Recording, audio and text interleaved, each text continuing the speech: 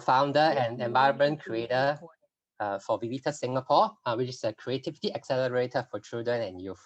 Okay, I give myself this title of environment creator in addition to co-founder because I'm really very passionate about creating an environment for the children and youth to thrive, and in the sense of my team to thrive as well.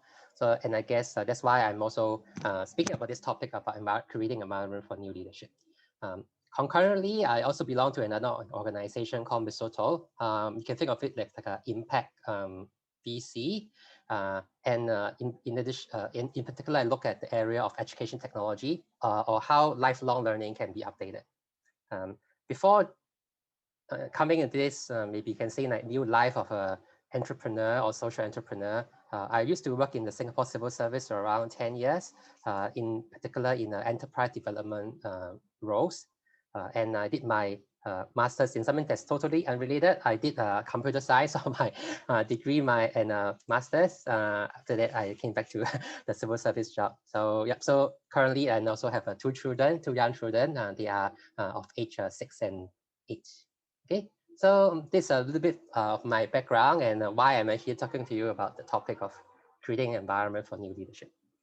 Okay, before I start, just want to have a little warm up to also get to know all of you a little bit more before I talk, so that in the content can become more relevant to you all as well.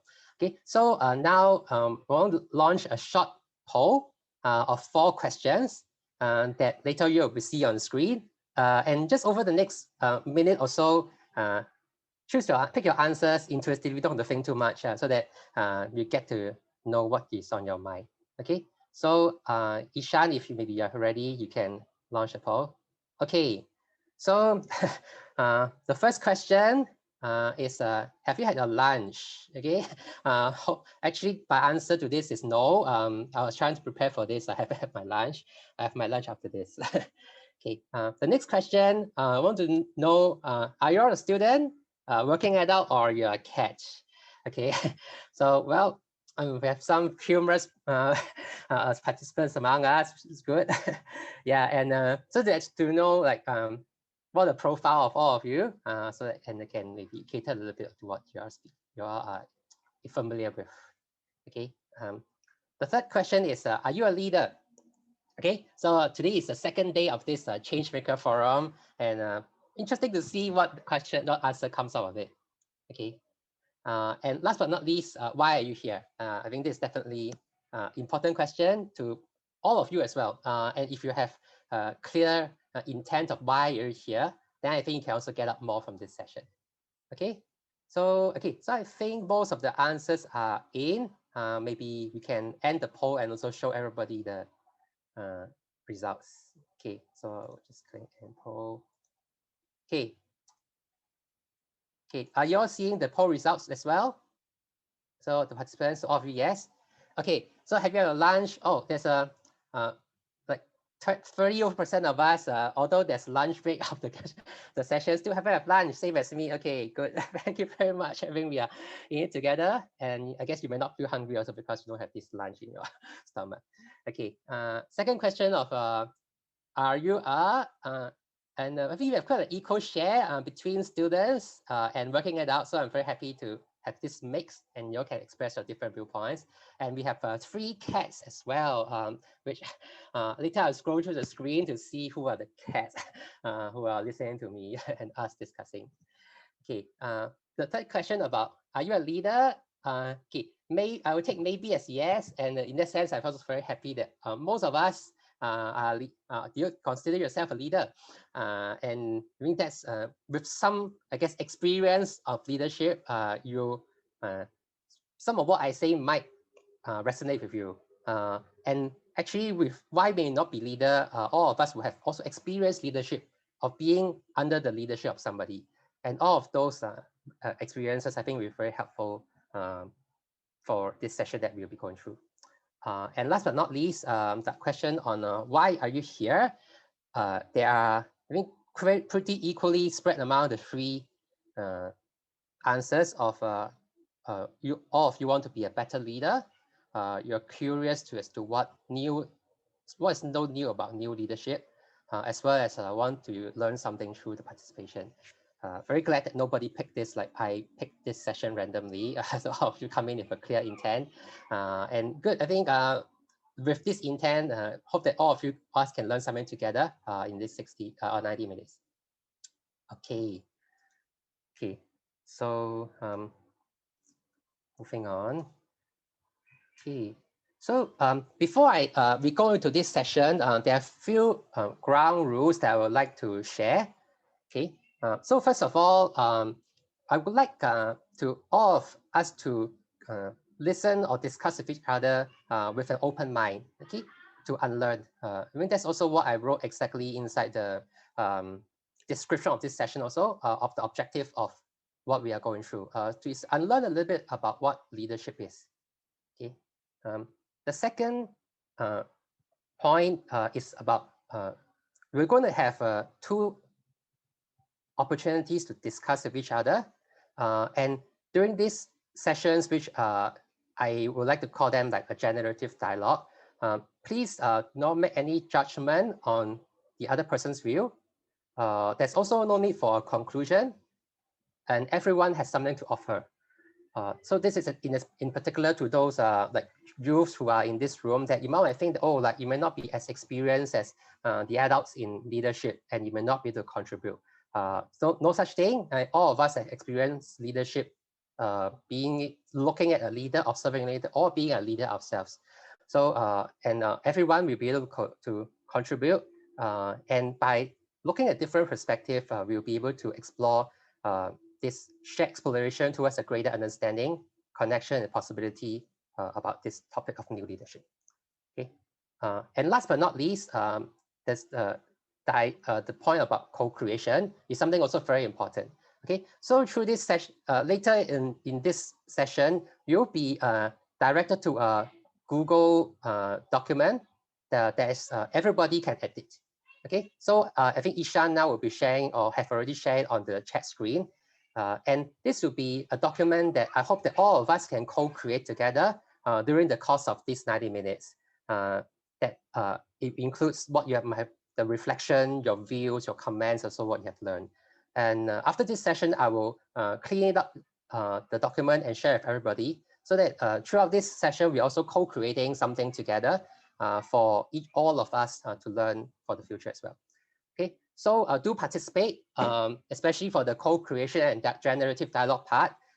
If you miss this session, if you keep quiet and don't say anything, actually, I don't think you might gain too much about it. But it's true participation, listening and speaking, and also like maybe jotting down some of your ideas, you will be able to gain from it as well. Okay, if you are clear, can please give me this good sign. Okay. Hello. Okay, I see some thumbs up. Okay, thank you very much. Okay, yes. So to start with, I'd like to start with a check-in, so that that we can start to focus on this idea of leadership. Okay, so the two things that I would like all of you to talk about after we launch everyone into the breakup room is one is a fun, or can be unfun also, a fun story about your frustration with a leader. Okay, I'm sure we have a lot of experience of bad leaders as well. We should share a fun story, okay, that will help you to think about leadership. Okay, and leading to that is the second question is, what should a leader be? Okay, what should a leader be? Okay, so I think I might have already opened this co-creation document on Google Docs. Later, when you're launched in the group, you'll be able to see your group number first when you accept to go to into the room, and also later at the window of the Zoom chat. Okay, so look for the page of your group, and then first, don't talk first. Spend the first maybe 1 or 2 minutes to type down your answer to these two questions in the section, and after that, then among your group you can start to verbally share. Okay, yeah, and also just to make it a little bit more gamified, I would like you all to pick a job. Okay, pick a job out of these 4 jobs. Okay, so you can either be a warrior, a dancer, a priest or a jester. Okay, so for those of you who have played RPG game, I think you all might be familiar. But please pick one of the four. If you're a warrior, please share your view first. Okay, if you are a dancer, in addition to sharing your views, facilitate and share the group's finding when you need to. If you want to be a priest, listen to your other participants and ask questions, ask them questions. And you can also be a jester, so you can do anything that you want. Okay, if you don't like the first three, you want to be free flow, sure, go ahead. Okay, so let's start on this check-in. On first is share with your roommates what's your name and the job that you are choosing. Then after that, a fun story about your frustration with a leader. Can be not fun also, is your choice. And what should a leader be in your view? Okay, so once you go into the room, spend maybe 1 or 2 minutes to first type it out or jot it down in the cooperation document. And then after that, start discussing. Okay, when the session ends in around 10 minutes time, we'll call you back. Okay, so if everything is ready, so Ishan, please. Hi everyone. If I'm not wrong, all of us should be back into the main room already. Okay, so hope that you all had good, like loosen up, talking about each other, which job you like. Is it a priest or you want to be a dancer? Also sharing some interesting anecdotes about your frustration with some existing leader that you're working under maybe, and also what you think a leader should be. Okay, so with this in mind, what will I will be talking a little bit more on and show you all some videos about this concept of new leadership for the next maybe half an hour or so. And after that, we will launch into another breakout room discussion. Okay, so now it may be more of a time that you're going to sit back a little bit. And if you want to grab a drink and coffee and so on to drink while you listen to me, please continue to do so. Okay, so I did hear some very good questions from some of you. Okay, and I think what I will be sharing might be I wouldn't may not be an exact answer, but will raise some awareness and of the questions that you all have as well. Okay. Okay. So okay. So today we are going to talk about new leadership. Okay. And for the past 1.5 days, I also was in some of the session yesterday talk about new leadership. There were speakers and Rajesh from Ashoka is also explaining what this means, right? But first, I would like to start maybe even one step earlier on why new leadership. Why do we even need to talk about this, right? The first reason is really because the context of what leadership used to be sitting on top of has been changing. And all of you might be also very familiar with this term called VUCA. The world is increasingly volatile, uncertain, complex, and ambiguous. In the past, it was also ambiguous, but it in particular due to the network effect that the world is having now, the complexity really multiplies exponentially. So this goes into also many different aspects of our world, from big social global scale problems like climate change, the poverty, food. I mean, there are so many uncertainties that we are facing about how the world is going to be. And at the same time, this rapid introduction or exponential growth of technology. We have human living with machines now. Then lab-grown meat, we really don't know what will happen to it. For those who know this DNA editing tool called CRISPR, well, that's very scary too. Very powerful yet very uncertain for all of us. As well as let's say this is robot arm writing, right? Even tasks that has been said to be difficult to be done by machines, like writing an article for newspaper. Now it seems that robots can do it. So there's this big shift with the context of us leaders who are sitting on top of. And I think that's one of those very strong reasons why there needs to be thinking about what leadership should be. What's new leadership? Okay. The second big reason is that it seems that we are reaching this undesirable state. And if it continues with the future, is it what we want? The first, on the left side, you see like factory worker, like making croissants, and not just factory worker, but I think now most of the jobs in the world are of this nature, of each of us playing a small role in a big organization. We are like a part of the machine, okay? There's this idea that Karl Marx, so a famous philosopher who's famous for his like communism ideals, but that's not the only thing that he does. And he has this theory called alienation.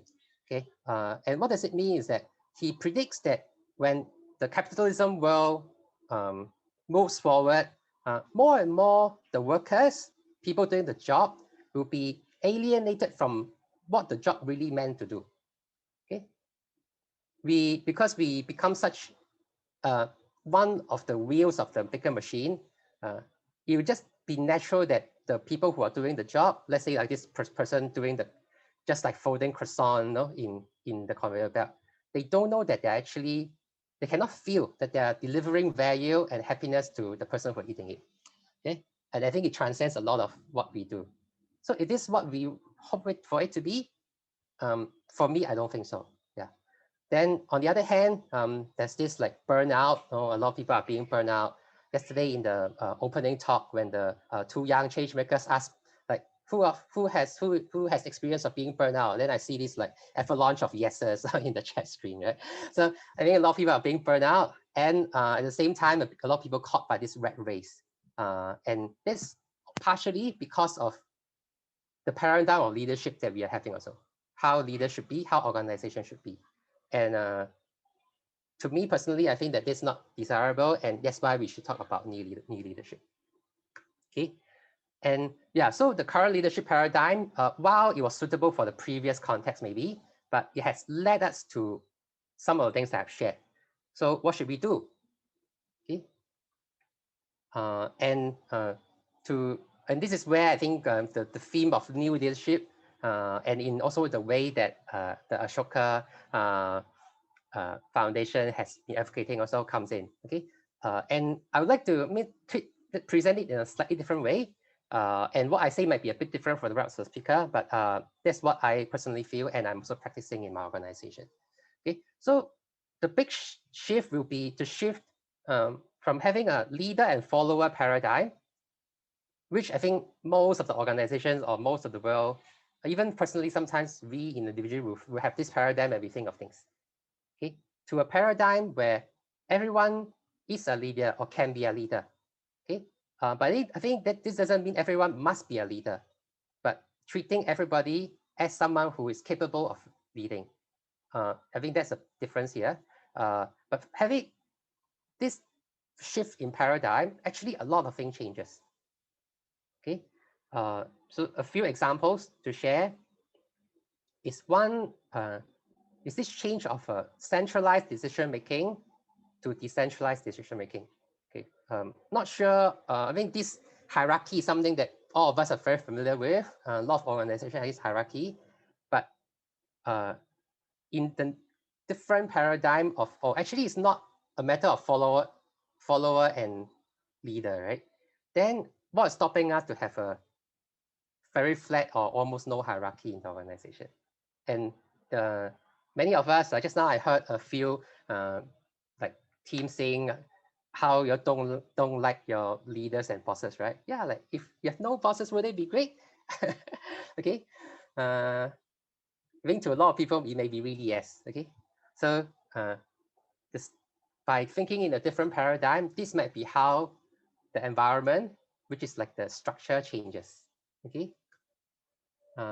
And it's also much faster. And I think the change in context is that we are really going to this more uncertain and rapid and not complex world, right?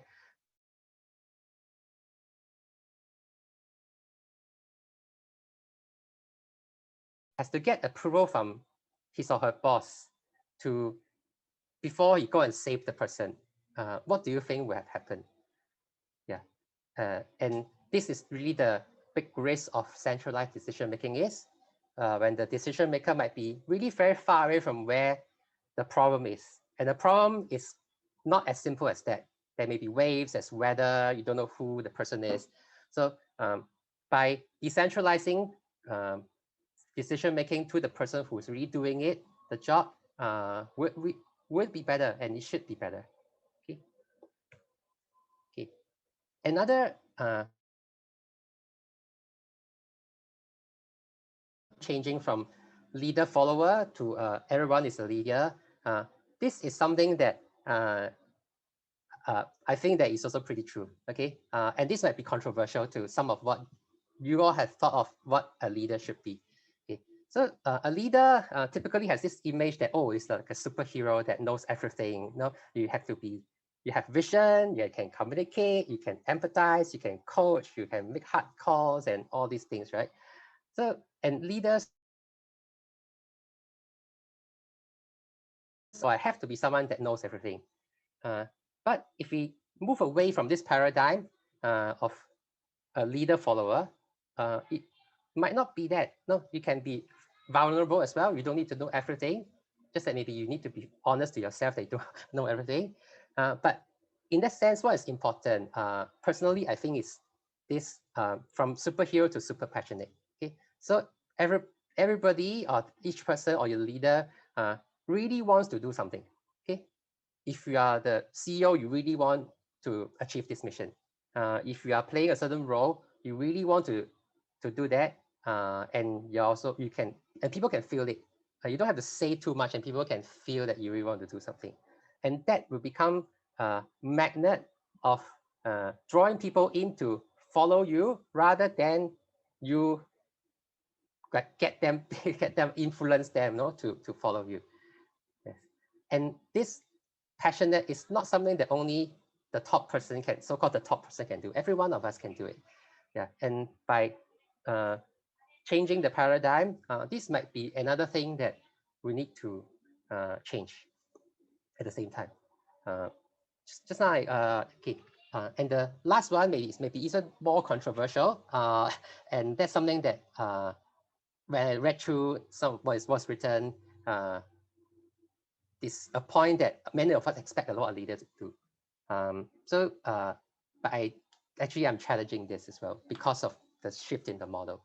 Okay, so many of us expect a leader to make calls, make tough calls, and make tough decisions. Okay, which is really hard. No, it's really hard. But if we really want to create an environment where everybody is a leader, then I would like to take it even one step forward to say that the role of the leader might not be making the tough calls. You might actually let your team make the call, like in the decentralized decision making. But in that paradigm, what we will need to do is we will be confident enough to take responsibility of other people's call.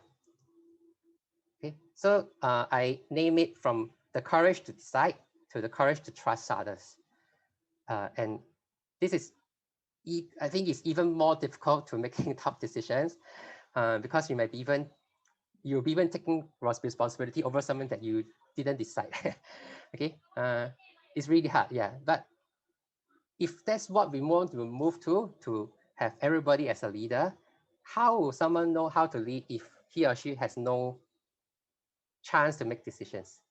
Yeah, and everything, okay, like the boss is deciding, okay, I will just follow. We will not be able to shift to that different paradigm. Yeah, so so I think this is the three things that I want to see it in your mind first. And the next big question is really how to do it, right? It's a quote that I personally like a lot, and I think some of the educators here might know. It's this quote by Sir Ken Robinson, a famous educator.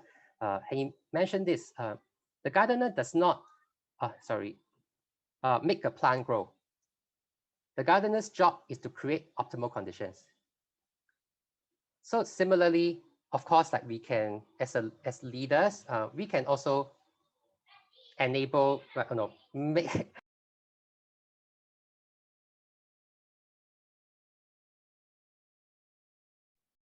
I am sorry about this, guys. I will, he should be back in a moment. Hello, everyone. Sorry, I think my network has a problem. So I came back already. Let me go to where. Go back to my screen share.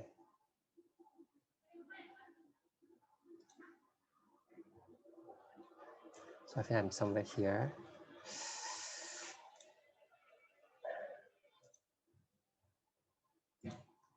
Yep. So yeah, so this new leadership is really very new. But I would like to show you all a few videos of different people talking about this. Okay. So first is by this researcher called Frederick Laloux, and he wrote this book called Reinventing Organization that some of you might have read it before, as a new way forward to how to achieve this new leadership. Okay. Second is a video about an organization in Netherlands called Woodstock. I'm not sure if you've heard about it. But it's an organization that's I think pretty exemplary of being able to really execute this new leadership type of organization model and managing people working together, okay, and creating a movement as well for social impact. Last but not least, I think a lot of people like to watch Netflix, and Netflix also works on a part of this culture of new leadership. Okay, so I will show a video about how Netflix is doing it. Not the whole picture, it's just part of it, so that you can take reference from. Okay. After these 3 videos, I'll break you all into breakout rooms so that you all can discuss about the 2 questions below. Of one is, can you imagine such a new paradigm? Do you see value? At the same time, what's at stake to shift to this paradigm? It's not common because it's difficult, okay? And something must be at stake. So to you, what is at stake that's making it difficult? The second question is that, what do you learn from these examples? And what could you do as a new leader? Okay? And what else in the environment could you change? So I think all of us are in some leadership positions, one way or another. Even though you may not be like a club president or something like that, it doesn't mean that you are not a leader, right? So think of in your own sphere of influence, what you might be able to do, learning from what I may have mentioned, these stories and also your personal experience. Okay, so let me try to, for the next 15 minutes or so, we'll be sharing with you the videos.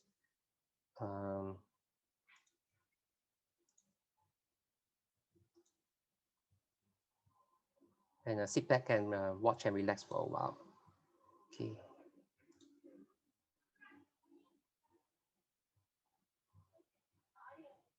Sorry, I think I shared the wrong screen. Okay, hold on for a moment.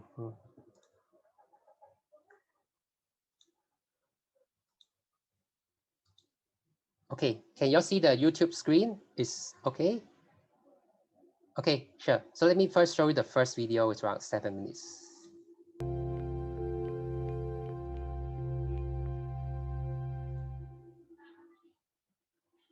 I believe there's something in the air today that makes us ready for a leap in the field of management, in the field of organizations. For the last 3 years, I've been doing in-depth research into truly pioneering organizations that have been, founded by people, or at some point, had a new CEO who had a very deep conviction that the current way to think about management, the current way to run organizations, is outdated. It wasn't working for them. And they did something quite extravagant, which is that they decided to pretty much throw out everything we're being told in business school about the way we should run organizations, and then went on a mad journey of innovation, to try to replace it with something that they hoped would be more powerful, more soulful, more purposeful. And what got me really excited when I started this research is to discover that even though they didn't know of each other, they worked independently, what they ended up with was often remarkably similar, even though they worked in very different industries, very different geographies, and also really meant a leap in terms of management. How do organizations like Buurtzorg and some others that operate from this next level, how do they work from the inside? Well, according to my research, there are 3 fundamental breakthroughs as compared to today's management. And the first one is self-management. In Birchorg, with 9,000 people, there isn't a single manager. There are no levels of hierarchy. There's no pyramid. And there are other organizations of a few hundred, a few thousand people that operate entirely without the traditional boss-subordinate relationship. What they've done is that they've replaced all of that with much more powerful systems of distributed authority, of collective intelligence. And to do that, they have had to not only get rid of stuff, but then they had to reinvent other stuff, right? It's not just getting rid of hierarchy. So they've had to pretty much redefine all of the basic building blocks of management. They had to reinvent decision-making mechanisms. They've had to deal with everyday questions that every organization deals with, like how do we do when somebody is underperforming? What happens, who makes how much money at the end of the year is always a tricky question. And so they've had to adapt or basically upgrade these systems for systems of distributive authority. And what happens is extraordinary, because instead of having just a few powerful people at the top, suddenly everyone in the organization is powerful. And that just changes everything. Now, second breakthrough has to do with wholeness. In today's organizations, we're pushed to show up with a very narrow part of ourselves, to show up with wearing a professional mask. And sometimes we've worn it for so long that we don't even realize that we're wearing that mask. And we all have a rational and intuitive and emotional spiritual side. And the rational, that's great. Facts and figures in organizations, that's great. Intuitive, emotional, no emotions in organizations, please. And spirit, spirit, right? And we end up with this. And what some of the organizations I researched have understood at a very profound level is that if so many organizations today feel somewhat lifeless, it's because we bring so little life into the organization. And so they've put in place a great number, again, of practices, often very beautiful, soulful practices that help us open up that window and dare to drop the mask and show up in the full glory of our humanity. And there's enormous energy, enormous creativity that gets freed when we finally drop the mask. There's something in us that is just incredibly joyful and grateful when we can be ourselves. And these organizations are very mindful and conscious about that. And the third breakthrough is one I call evolutionary purpose. The whole management paradigm today is predicated upon the notion of predict and control. Right? The smartest people in organizations, the one at the top, need to predict the future, right? To have a very clever strategy. And then we need to control everything that happens in the organization to make sure that that's where we're going, right? And we have a whole arsenal of management tools to control that, right? We have strategic planning, and we have midterm planning, and we have yearly budget cycles, and we have balanced scorecards and KPIs and targets and objectives and incentives, predict and control. And what leaders of some of these organizations, like Jos de Blok, say is, predict and control might have made sense, but the world has become way too complex. And actually, we don't need to predict and control. We can do something that is much simpler and yet much more powerful, which is sense and respond. Which is, instead of predicting where the organization wants to go, let's trust that the organization is a living organism, that the organization has a sense of direction of its own, has a creative genius of its own, has something it's called to manifest in the world. And so from a much more humble place, let us all listen where this organization is wanting to go, and then let's dance with it to get there. Let's constantly sense and respond to where it wants to go. The next time you're frustrated at work because you sit in endless meetings, or you're tired of the politics, or the infighting, or the bureaucracy, or whatever it is, you remember, it doesn't necessarily have to be that way. there are pioneers out there who show us it's possible to run organizations in ways that are really radically more powerful, soulful, and purposeful than what we do today. Okay, so this is the end of the first video. I think you have got many of you thinking about yourself and the place that you are in. Okay, let me try to navigate away from this. Okay, so now moving on to the next one. Okay, how do I? Okay, this Zumba is blocking me. Okay, so the next video talks about. For just $67, sorry. you can make as many videos as you want, and you Sorry never about need to pick up a camera or use any fancy editing software. With Doodly, you drag, you drop.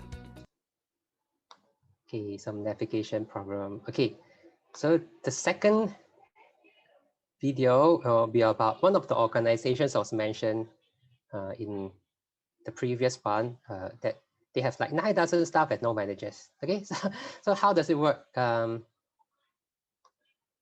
How do the leaders lead?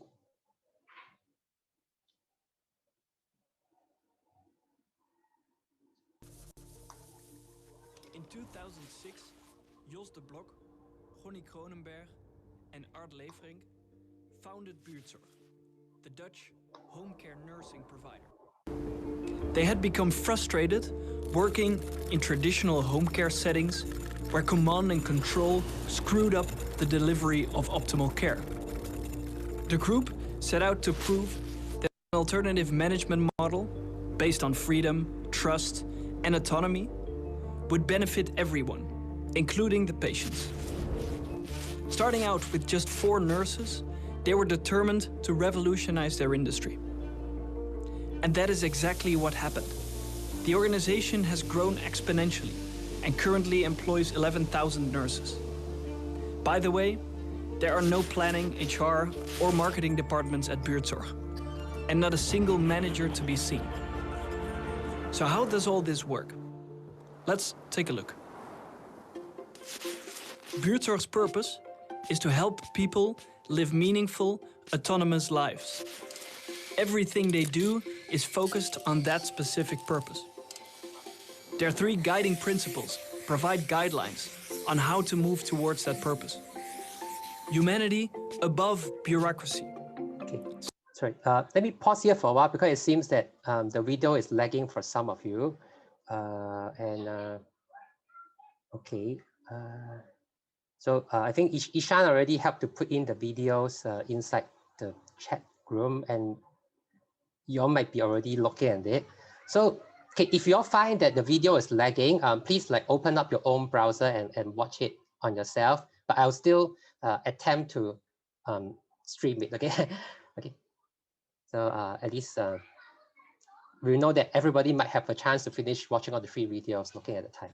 Okay, yeah. Simplicity above complexity, and practical above hypothetical. These principles are woven into the fabric of the organization. Contrary to common practice, Buurtzorg decided not to grow a traditional hierarchy. Instead, it chose to create a network of self-managing teams. Every time a team grows to 12 nurses, they split. The 2 newly formed teams grow until they too reach that magic number and split again. This allows exponential growth without adding thick layers of bureaucracy. The nursing teams are each responsible for a specific neighborhood. They do all the necessary work, such as nursing, planning, personal development, recruitment, and the hiring and firing. Nowadays, there are around 900 self-managed teams, each enjoying a great deal of autonomy. The headquarters that supports this network of teams consists of only 50 people. This represents just 0.4% of the total workforce. Besides the support staff, there's a group of 20 coaches and a top leadership team of 2 directors. The coaches support the teams by helping with problems they cannot solve themselves. But Buurtzorg's teams are more than just a sum of their parts.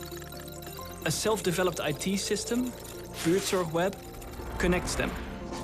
Their intranet allows teams to share knowledge, compare performance, and create alignment. For example, if nurses encounter unfamiliar situations, they use Buurtzorg Web to get advice from more experienced colleagues.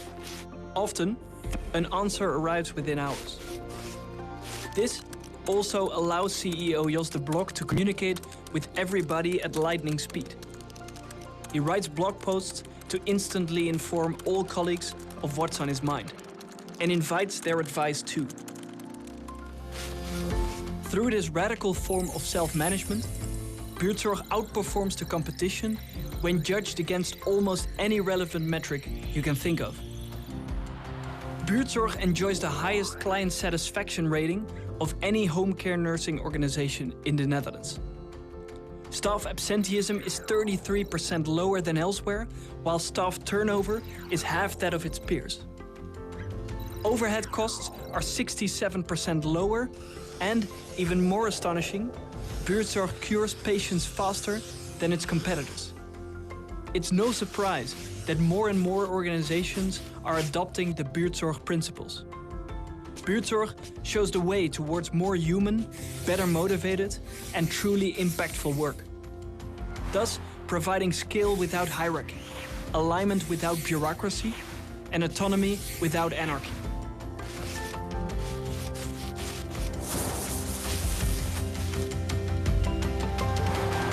Learn more at corporate-rebels.com/academy. Okay, so this don't you all find it amazing that this kind of organization actually exists? Maybe you all might have the impression that, oh, these seems to be like gigantic organizations, and the one that I was going to think of showing you about Netflix, which I've decided maybe I will cut it and you all can see from a link later. It's also like gigantic organizations, right? But I think these principles applies to all scales of organization. You can be just a small team of your startup, which is I think where I am at now. My team is not like very big, to organizations. It could work in this very, very different way. And everyone in the organizations which are empowered to be leaders will then act in a very different way under a different context as well. Okay, so okay, because we have around half an hour left, so I think I would like to bring all of you to the where's this my controls? To the breakout rooms to have further discussion. But okay, it's finally showing.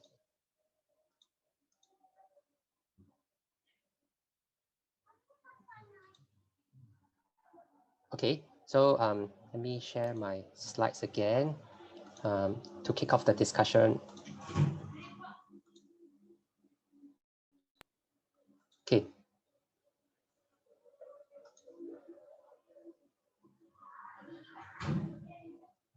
Okay, so can you all see my screen now? I think it should be okay. Okay, so for the next 20 minutes until 2:20, like around 10 minutes before the end of the session, I would like to again break up all of you into groups to talk about these two questions among yourselves. Okay, and then so for the first question, just to repeat, is that can you imagine such a new paradigm, okay, of not leader follower but everyone a leader? Do you see the value? And at the same time, what's at stake to shift to this? Okay, I think especially the second part of the question is quite important. Okay, the second question will be, what did you learn from the two examples that I've shown? And in what way could you do you in your own sphere as this new leader lead in a new way? What else in the environment would you change? I mean, the first video talks about actually there's so many things in the environment, you know, to need to adapt, think differently, you know, to create a different, to lead in a different way. So what do you think? Okay. So after we launch all of you into the breakout room, use again the first 2 or 3 minutes just to pen down your thoughts. Don't speak first. Okay. And maybe when after the first 2 minutes is up, the either the priest or the warrior can start to round everybody up and start the discussion for the next 20 minutes. Okay. I'll be again hopping from room to room to participate in the discussion at the same time. And I'll see you maybe I'll see you in around 20 minutes time. Okay. Hope that you had a good discussion among the group and the room. And it's exactly through this the discussion and hearing different perspectives and maybe even like challenging what each other is thinking, then I think we'll be able to learn. So not just learn from me, and I really also believe that many of you will have great insight onto how organizations work and what might be a more desirable future. Yeah. So and just now I was talking to another expert who came in also about this kind of organization issue. So I'm very glad to have spoken to her. Yeah. Okay. Okay. So I think with another around 7 minutes remaining. First of all, okay, Miss, I would like there are quite a lot of us in this room today. So it won't be possible to have everyone to share. But is maybe any brave warriors or dancers who would like to share a little bit of what the group talk about? Like you can raise your hands on the screen, and then Ishan can, or you can type in the chat that you want to share. Then Ishan can unmute you and let you share. Anybody? Oh yeah, I see Noor's hand up. Okay, so Ishan, can you have to? Feel free to unmute yourself and speak out. Me, right? Just to be sure. Oh yes, you. Yes. Okay, I'm going to speak on behalf of my team, Team 1, who consisted of Shreya, Xiang Qi, and Nathan, if I'm not wrong. Correct me if I forgot your names.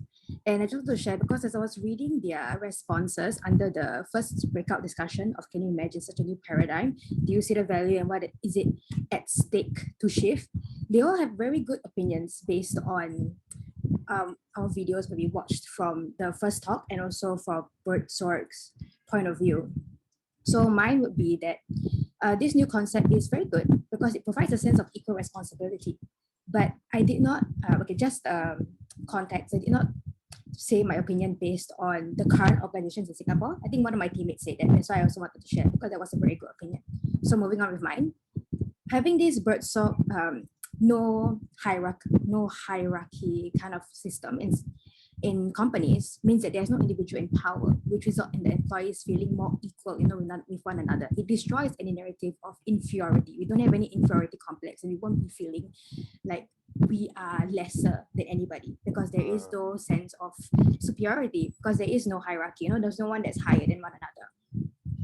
However, at the point of what is at stake to shift, would be because there may be results in the long run in the chemistry of the individuals within the organization.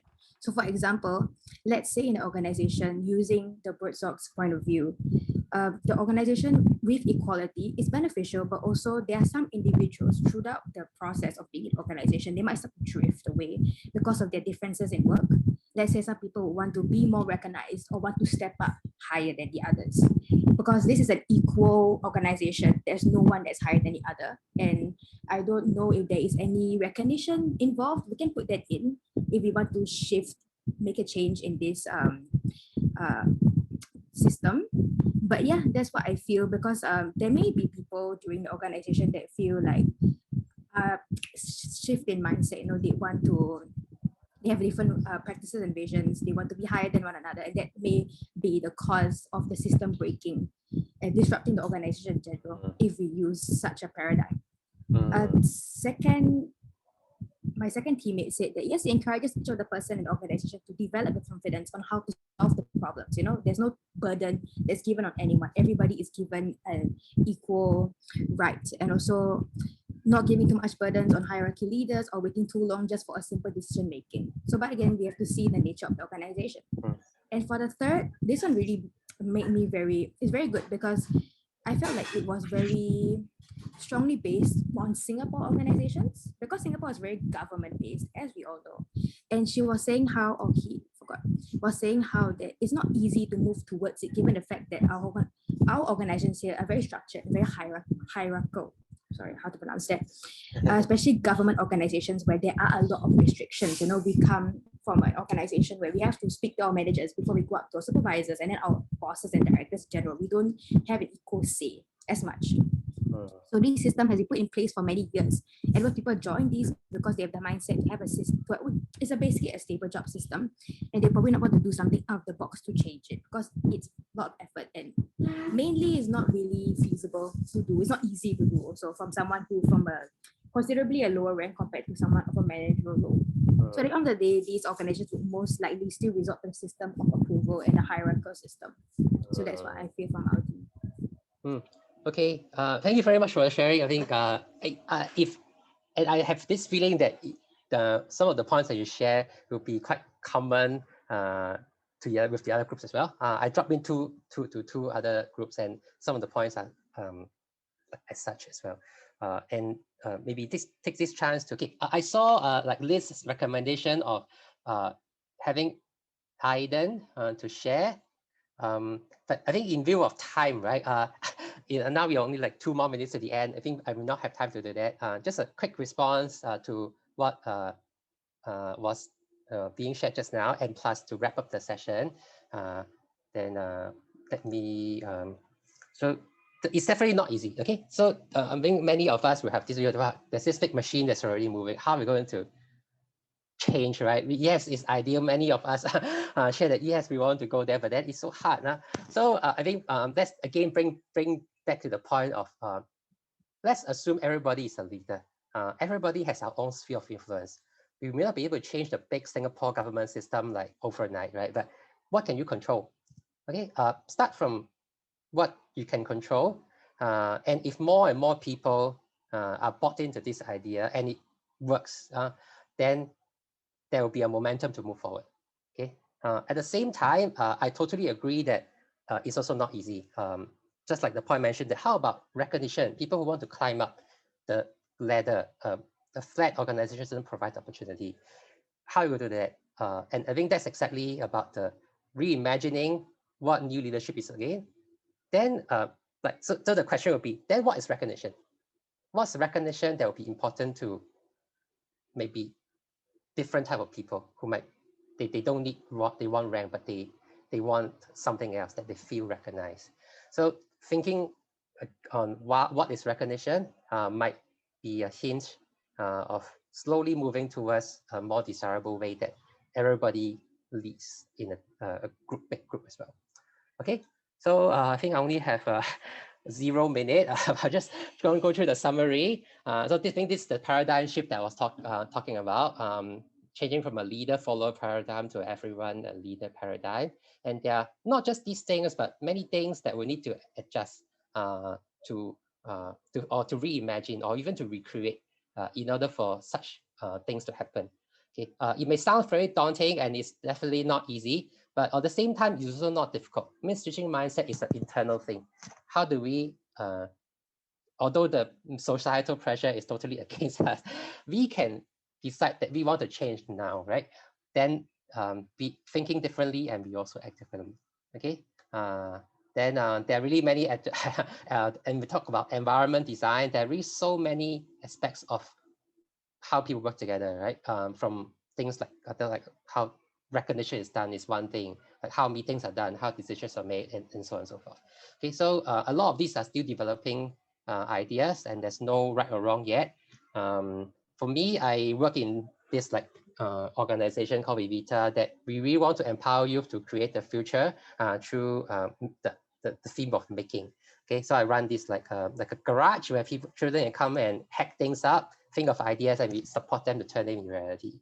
Yeah, and so some of the pictures of what I do. And I'm we exactly try to walk the talk, and this is the principles that my team, I will tell my team whenever someone new comes in. So I'll try to really provide a safe place for them to fail. I practice this like the courage to trust. It's okay to fail, like we'll back you up and support you, make sure that everybody understands that. Okay, and also I wouldn't say the delegate means very well that everybody is empowered to make decisions. There's no fixed rules, but act based on principles and think and question what is right to do, and everybody make their own decisions. Okay, so I'm also practicing walking the talk in my organization, and that's why I also do feel some of what the feedback that you have gave has made as well. Before after this session, I will also hope that you all can pen down your reflections of what you have learned or what you realize through this 90 minutes together in the Google Docs.